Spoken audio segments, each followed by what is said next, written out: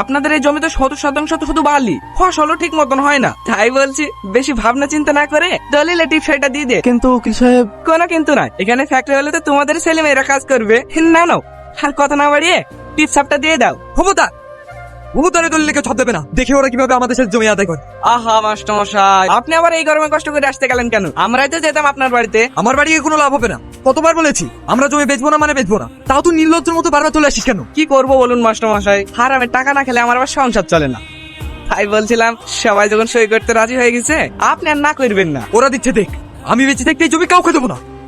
আপনি মারা গেলে এই জমি কার নামে হবে সেটা আপনি কি করে জানবেন মাস্টারমশাই? রাজা তুই? হ্যাঁ আমি। এই পুরো জমি খালি করার টেন্ডারটা আমি নিয়েছি। জানতাম ও মানুষ কখনো মানুষ হয়নি। এই উকিল, আপটা নিয়ে নে। রাজা, এই মাস্টার করছে মাস্টারি কর। রাজার কাছে পাঠিয়ে দিতে আসলে না, জমির কাছে পাঠিয়ে দেবো। কি করবি? মারবি আমাকে? মার মার আমাকে, মার মার।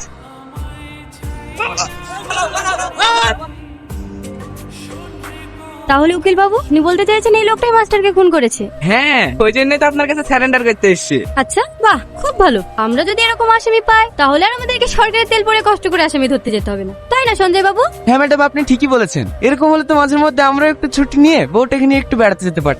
আমি জানি আপনার বউ টুর করতে খুব ভালোবাসে। এবার তার ধুলো বন্ধ করুন দয়া করে। তাহলে আপনি মাস্টার মশাইকে খুন করেছেন, তাই তো? হ্যাঁ ম্যাডাম। এবার আপনিই বলুন, সারা জীবন জেল খাটবেন না আপনাকে একবারে ফাঁসি দিয়ে কষ্ট থেকে মুক্তি করে দেব?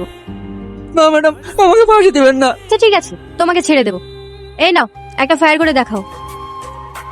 ম্যাডাম, কে তো প্রস্রাব করে ফেলিছে। ইস, কোথা থেকে জোগাড় করেন এসব লোক? দেখুন ম্যাডাম, এখানে আপনার কমেডি দেখতে আসেনি। ও খুন করেছে, ওকে অ্যারেস্ট করুন ব্যাস। কমেডি তো আপনারা করছে, খুন করবে অন্যজন, আর আপনারা ফাঁসি দেবেন একটা নিরীহ মানুষকে। আর এটা আমাকে মেনে নিতে হবে। হ্যাঁ আপনি মেনে নিতে পারতো, কারণ ও নিজে মুখে স্বীকার করছে খুনটা এই করেছে। এখানেই তো আমাদের হাত বাঁধা।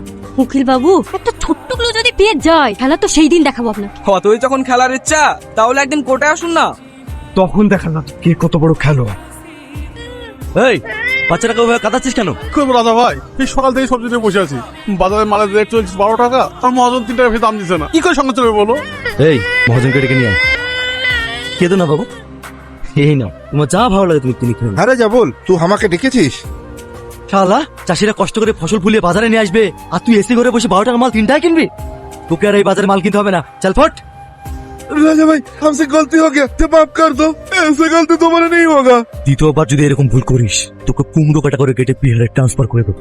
ठीक है भैया, चलो तुम्हारा माल 12 रुपया करके लेगा। রুমি দুটো চা দে। এই নি তোর, এই মস্তানি করতে যা। কিরে, তুই আবার হঠাৎ এরকম কথা বলছিস কেন?